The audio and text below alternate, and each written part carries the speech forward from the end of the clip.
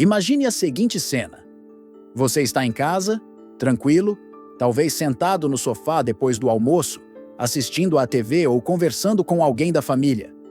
De repente sente um desconforto no peito, uma queimação estranha, um aperto. Vem um suor frio, uma tontura leve, talvez até uma náusea. Você tenta se levantar, mas algo dentro de você grita: tem algo errado aqui. O coração dispara, ou parece que está falhando. Você tenta se convencer de que é só o estômago, talvez o calor. Mas o corpo não mente. E aí vem a pergunta mais cruel: será que estou tendo um infarto? Essa dúvida paralisa, e o tempo corre. E nesse exato momento, milhares de pessoas no Brasil passam por essa mesma situação e não sobrevivem. Você sabia que a cada 2 minutos, um brasileiro morre de infarto?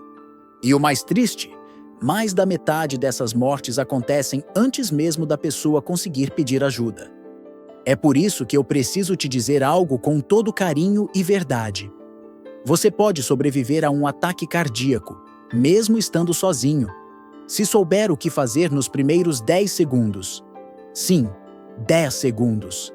É o tempo entre o seu corpo dar o primeiro sinal de alerta e a vida começar a escapar pelas mãos, se você não agir.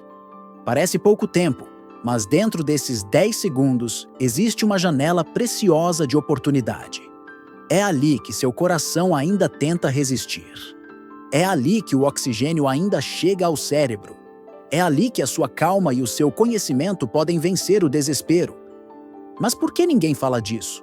Porque a maioria das pessoas entra em pânico, ignora os sintomas ou comete um erro muito comum.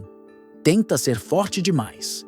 Levantam para pegar água, vão tomar um remédio, ligam para alguém contando piada, tentando esconder o medo. E nesse tempo, o coração enfraquece, o sangue para de circular e a morte, silenciosa, se aproxima. Hoje, eu não vou apenas te alertar, eu vou te dar um plano de sobrevivência. Um plano simples, direto, que qualquer pessoa acima de 60 anos pode aplicar, mesmo sozinha, mesmo com dificuldade de locomoção, mesmo com pouco fôlego. Um plano baseado em ciência, mas explicado com cuidado e amor, como se eu estivesse cuidando da minha mãe, do meu pai ou do meu vizinho. São 7 passos, 7 gestos pequenos, mas poderosos, que cabem em 10 segundos e podem te salvar. Passos que deveriam ser ensinados em igrejas, salões, grupos da terceira idade, postos de saúde, mas que quase ninguém conhece. E se você tem mais de 60 anos, pressão alta, diabetes, colesterol elevado, histórico de infarto na família, ou já sentiu uma dorzinha estranha no peito, esse vídeo é mais do que importante, ele é urgente. Por favor, curta, compartilhe, comente, envie para seus filhos, netos, irmãos, grupo da igreja ou do bairro. Isso pode salvar a vida de alguém que você ama, talvez a sua. Vamos juntos, porque a vida é preciosa demais para depender só da sorte. Número 1. Respire fundo e com calma. O oxigênio é sua primeira arma. Quando o coração começa a falhar, o primeiro órgão que sofre é o cérebro. Isso acontece porque o sangue, que leva o oxigênio necessário para manter sua mente consciente e o corpo funcionando, começa a circular com dificuldade. Sem oxigênio, a chance de desmaiar, perder a consciência ou ter sequelas aumenta rapidamente. Por isso, o primeiro passo ao sentir os sinais de um infarto, como aperto no peito, falta de ar, dor irradiando para o braço ou mandíbula, é respirar fundo e com calma. Pode parecer simples demais, mas esse ato tem um efeito profundo no corpo. Ele acalma o sistema nervoso, mantém o fluxo de oxigênio no cérebro e, mais importante, te ajuda a manter a consciência. Manter-se acordado nos primeiros minutos de um infarto é decisivo. A lucidez permite que você tome as próximas atitudes com clareza, peça ajuda e aplique os outros passos de sobrevivência. Ao respirar de forma lenta, profunda e ritmada, você envia um sinal ao seu corpo de que está no controle, mesmo que tudo pareça fora do lugar. Agora, Imagine a cena que já aconteceu em milhares de casas por esse Brasil. Dona Célia, 69 anos, moradora de Campinas, estava sozinha em casa quando sentiu um aperto no peito, como se alguém estivesse empurrando uma pedra contra seu tórax. Ela sentiu o ar faltar, o suor escorrer frio pelas costas e um medo enorme se instalou. Seu primeiro impulso foi correr até a cozinha para pegar água, mas se lembrou do que ouviu em uma palestra da igreja meses antes. Pare, respire fundo, mantenha-se consciente. Ela sentou-se com calma, fechou os olhos e começou a puxar o ar lentamente pelo nariz, contando até 4, e soltando pela boca, contando até 5. Esse pequeno gesto foi o que a manteve acordada até conseguir ligar para a filha e ser socorrida a tempo. Respirar com consciência não é só um detalhe. É uma arma silenciosa contra o desespero e contra a morte. É o primeiro tijolo na construção da sua sobrevivência. E agora que você está respirando melhor, com o coração um pouco mais calmo, vamos ao segundo passo. Um que pouca gente conhece, mas que pode fazer o coração bater de novo, mesmo quando ele está falhando. Número 2. Tosse forte, repetida e rítmica. Pouca gente sabe disso, mas em situações de emergência cardíaca, existe uma técnica que pode ajudar a manter o coração batendo enquanto o socorro não chega.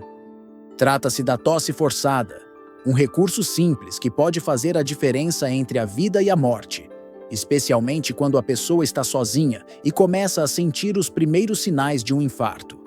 Essa técnica funciona porque, ao tossir de forma repetida, forte e ritmada, você aumenta momentaneamente a pressão dentro do tórax, o que pode ajudar o coração a manter o fluxo de sangue, mesmo que ele esteja prestes a parar.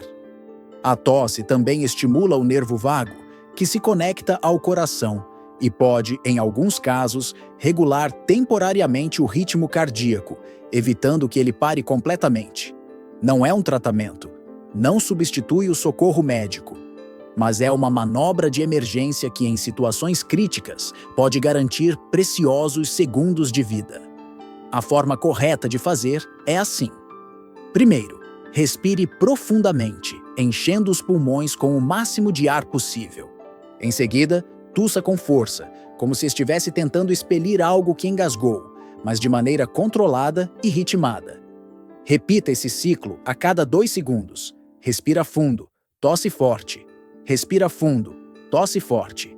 Essa sequência pode ser repetida por até 1 minuto ou até que o socorro seja acionado e você consiga se deitar com segurança. Agora imagine comigo uma cena real que aconteceu numa pequena cidade de Minas Gerais.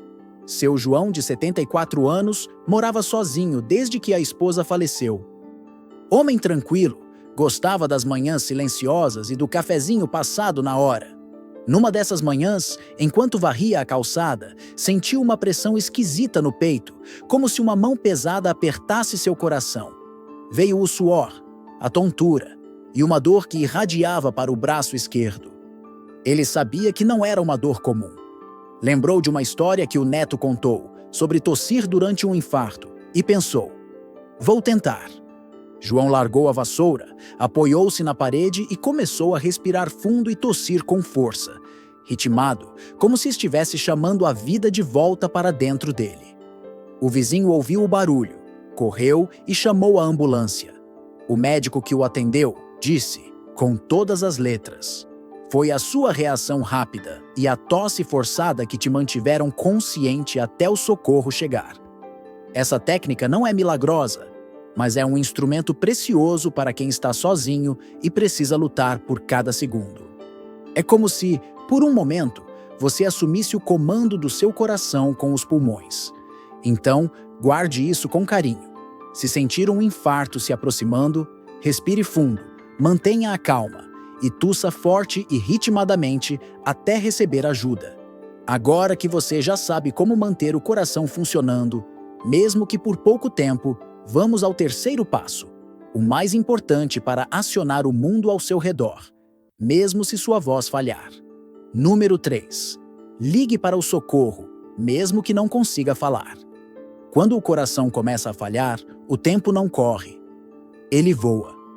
E uma das decisões mais importantes, que precisa ser tomada imediatamente, é acionar ajuda. Muita gente hesita, fica esperando melhorar, tenta resistir em silêncio, ou pior, acha que não deve incomodar ninguém. Esse pensamento, infelizmente, é um dos maiores erros e custa vidas todos os dias. Se você estiver sozinho, ou mesmo acompanhado por alguém que não saiba o que fazer, o mais importante é: ligue para o serviço de emergência. No Brasil, o número é o 192 do SAMU. Se não conseguir falar, mantenha a ligação ativa. O atendente já saberá que há uma emergência em curso e tentará localizar você. Hoje em dia, muitos sistemas conseguem rastrear chamadas e enviar socorro mesmo sem uma palavra ser dita. Além disso, se estiver próximo do celular e conseguir, mande uma mensagem rápida, nem que seja só uma palavra, para um familiar ou vizinho. Muitas vezes, o simples fato de alguém saber que você precisa de ajuda é o que ativa a corrente que salva sua vida. E aqui entra uma dica que poucos conhecem, mas que pode ser o elo entre a vida e a morte. Deixe sempre um papel colado na parede ou na geladeira, com seus dados, endereço completo e principais contatos de emergência. Isso permite que em situações críticas, mesmo que outra pessoa encontre você inconsciente, ela possa saber o que fazer e para quem ligar. Agora feche os olhos comigo por um instante e imagine a história de Dona Lourdes, 78 anos, de Salvador. Viúva morando sozinha num pequeno apartamento, ela sempre teve medo de ser um peso para os filhos. Naquela tarde quente de janeiro, sentiu uma dor que começou como um peso no estômago, subiu para o peito e, em poucos segundos, travou a respiração. Ela tentou se levantar, mas as pernas falharam. Com o pouco de força que lhe restava, pegou o telefone, discou 192 e, mesmo sem conseguir dizer palavra alguma, ficou com o aparelho colado ao ouvido. Do outro lado da linha, a atendente percebeu o som ofegante, o silêncio angustiante e ativou o protocolo de rastreamento. A ambulância chegou em 9 minutos. Dona Lourdes sobreviveu e, quando a filha perguntou por que ela não falou nada, ela respondeu com lágrimas nos olhos: "Eu não consegui, mas eu tentei." Ligar para o socorro não é fraqueza. Pedir ajuda é um ato de amor à vida. E mesmo que você não consiga falar, o simples gesto de buscar ajuda já é um grito silencioso que pode trazer a salvação. Agora que você já sabe como manter o coração batendo e acionar a ajuda mesmo calado, é hora de proteger o corpo de outro inimigo: a queda. Número 4. Deite-se com cuidado. Seu corpo precisa de estabilidade. Durante um infarto, cada movimento brusco pode ser um risco a mais. É natural que, ao sentir o desconforto no peito, a pessoa tente se levantar rapidamente, caminhar até o banheiro, buscar um copo d'água ou até tentar alcançar o portão para pedir socorro. Mas esses gestos, que parecem inofensivos, podem agravar ainda mais a situação. Ao fazer esforço com o coração comprometido, a circulação piora, a pressão despenca e o risco de queda, desmaio ou parada cardíaca aumenta. Por isso, assim que você identificar os primeiros sinais de um infarto e tiver realizado os passos anteriores, respirar fundo, tossir ritmado, acionar o socorro, o próximo passo é se deitar com muito cuidado, em um local seguro e plano. Esse movimento precisa ser feito sem pressa, de forma controlada, com o máximo de calma possível, como quem entende que agora o corpo precisa de acolhimento, não de esforço. A recomendação dos especialistas é: deite-se de costas, com a cabeça levemente elevada, mantendo os ombros apoiados. Evite superfícies instáveis, como sofás moles ou camas altas. O chão, apesar de simples, pode ser a melhor opção, desde que você esteja em segurança e com uma manta ou almofada sob a cabeça. Ao se deitar, você evita quedas que podem gerar traumatismos, reduz o esforço do coração em bombear sangue contra a gravidade e permite que a oxigenação do cérebro continue estável por mais tempo. Além disso, o corpo em repouso entra em um estado mais favorável à recuperação imediata, ganhando minutos preciosos até o socorro chegar. E para ilustrar a importância desse passo, quero te contar a história do seu Pedro, aposentado de 81 anos, morador do interior de Goiás. Certa manhã, enquanto varria o quintal, sentiu uma pressão no peito e um calor subir pelo pescoço. Ele parou, respirou fundo, tentou tossir, ligou para a tia vizinha com um toque rápido no celular e então se lembrou do que o médico dissera num mutirão de saúde. Não lute contra o corpo. Deite-se devagar, como quem entrega a luta para poder vencer depois. Seu Pedro se deitou no chão da varanda, com as costas bem apoiadas, usou um travesseiro que estava por perto e esperou. A filha, que chegou pouco depois, encontrou o pai consciente, pálido, mas estável. Hoje, ele conta com orgulho. Se eu tivesse tentado ir até o portão, talvez tivesse caído ali mesmo. Deitar foi o que me salvou. Esse passo, por mais simples que pareça, é o que impede o acidente dentro do próprio infarto. Porque mais do que o coração falhar, o que mata é a queda que agrava tudo. A pancada, o sangramento, a parada súbita que vem depois. Por isso, lembre-se, deite-se com cuidado, escolha um lugar firme, mantenha o corpo em segurança. Essa é a base para resistir com dignidade até que o cuidado chegue. E agora que o corpo está protegido no chão, é hora de falarmos sobre a posição mais segura da cabeça. Um detalhe pequeno que faz uma diferença gigantesca na circulação e na proteção do cérebro. Número 5. Eleve a cabeça, não os pés. Proteja seu cérebro. Quando pensamos em alguém passando mal e desmaiando, o instinto popular costuma dizer: levanta as pernas, deixa o sangue voltar para o coração. Esse conselho, apesar de bem intencionado, pode ser perigoso no contexto de um infarto. Durante um ataque cardíaco, o corpo está lutando para manter o mínimo de circulação possível.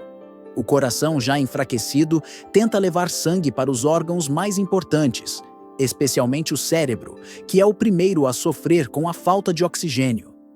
Se você eleva os pés e deixa a cabeça baixa, o sangue pode até voltar ao coração, mas corre o risco de comprometer a oxigenação cerebral e provocar perda de consciência mais rápida. Por isso, a orientação correta e mais segura é: ao se deitar, mantenha a cabeça levemente elevada, acima do nível do peito. Você pode fazer isso com uma almofada, um travesseiro, uma toalha dobrada ou até um casaco enrolado. O importante é criar um pequeno desnível que permita que o cérebro receba oxigênio de forma mais estável, sem forçar o coração ainda mais. Esse cuidado simples tem efeito direto na preservação da lucidez, da consciência e até da memória, durante e após o episódio. Além disso, manter a cabeça elevada facilita a minha respiração, abre mais espaço para os pulmões e ajuda a diminuir aquela sensação de sufocamento que muitas pessoas sentem durante um infarto. E para mostrar o quanto esse gesto faz diferença, quero que você conheça a história da Dona Ilza, 82 anos, moradora de Niterói, no Rio de Janeiro.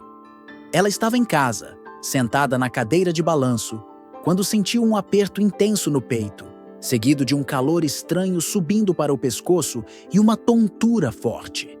Ela já havia passado por um infarto anos antes e conhecia os sinais. Seguiu os passos, respirou fundo, tossiu, ligou para a vizinha, deitou-se no chão da sala com o maior cuidado e, mesmo fraca, buscou com a mão um travesseiro pequeno perto do sofá. Com esforço, colocou-o sob a cabeça. Fechou os olhos, sentindo a dor, mas consciente do que estava fazendo.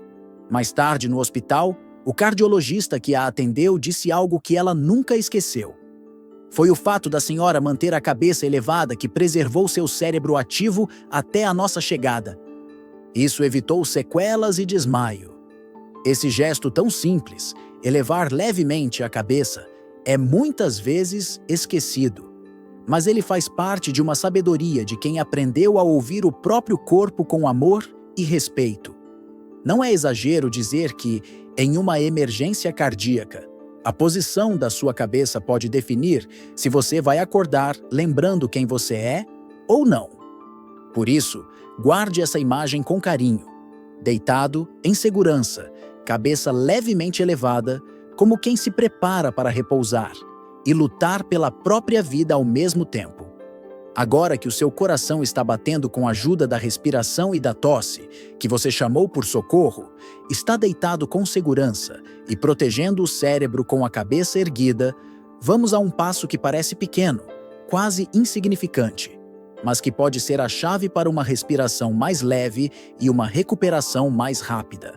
Número 6. Afrouxe tudo que aperta. Liberte o peito. Quando o coração entra em sofrimento, tudo ao redor do corpo precisa colaborar para facilitar sua função. Nesses momentos, qualquer barreira física que atrapalhe a respiração, a circulação ou o relaxamento do tórax pode ser um obstáculo perigoso. Roupas apertadas, cintos justos, colarinhos fechados e até sutiãs com hastes rígidas podem pressionar pontos sensíveis do corpo e dificultar a entrada de ar ou o fluxo sanguíneo adequado.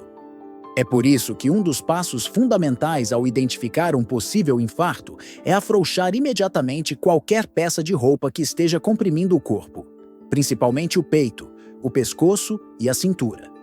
Desabotoe a camisa, solte o cinto, retire colares, abra o fecho do sutiã se for necessário. Essas pequenas ações não têm apenas um efeito físico, mas também um impacto emocional poderoso, pois ajudam a aliviar a sensação de sufocamento e oferecem uma mensagem ao corpo. Você está sendo cuidado. Esse gesto permite que o tórax se expanda melhor, que os pulmões trabalhem com mais liberdade e que a oxigenação seja mais eficiente. Mais do que conforto, isso é estratégia de sobrevivência.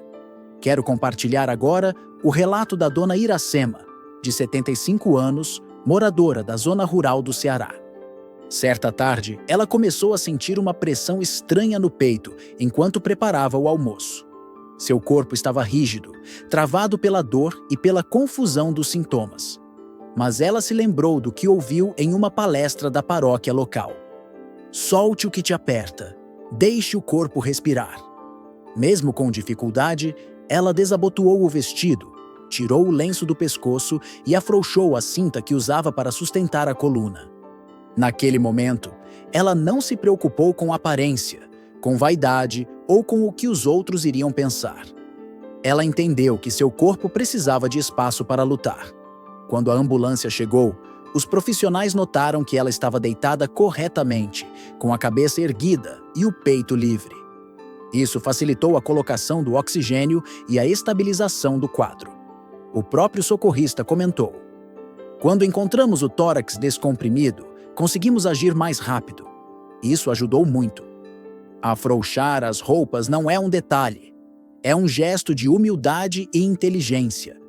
É reconhecer que naquele momento não há nada mais importante do que deixar o corpo respirar livremente, sem pressões externas, sem adornos, sem barreiras. E se por acaso você estiver com alguém passando por esse quadro, ajude com respeito e delicadeza. Explique que está ali para ajudar, que é um cuidado necessário, e atue com empatia. Agora, com o corpo livre de pressões, o ar fluindo melhor, o coração sendo assistido por cada gesto, chegamos ao último passo desta sequência de emergência.